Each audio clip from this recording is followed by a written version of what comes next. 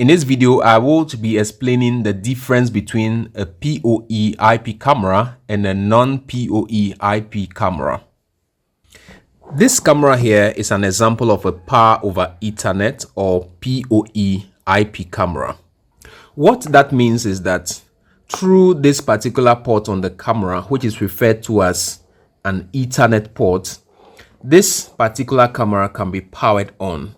And how that can be done is that you can just simply plug a network cable into the Ethernet port of the camera and have the other end of the network cable plugged into a PoE switch, and this connection is able to provide both power to the camera, and through the same cable you can still receive the video from this camera that is coming into the network switch. So the reason why it is called Power over Ethernet camera is simply because it takes or is able to take its power through the Ethernet port of the camera.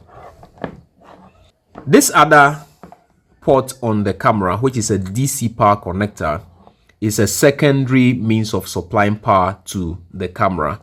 So even though this terminal is on the camera, you can use just the Ethernet port of the camera to power it on. That is the essence of it being a Power over Ethernet or PoE IP camera.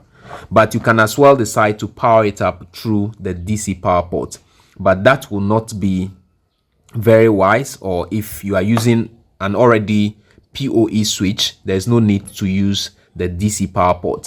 The Ethernet port is capable of providing adequate power to the camera, and that is what a PoE or a Power over Ethernet camera means. This camera, on the other hand, is a non-PoE IP camera.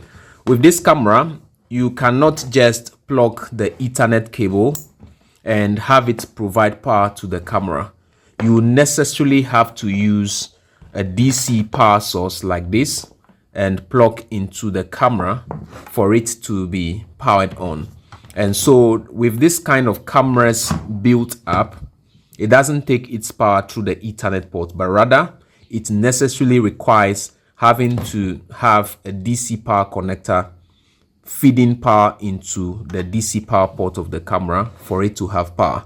And so this is a non-PoE IP camera, and that simply means that it is not able to receive its power through the Ethernet port of the camera.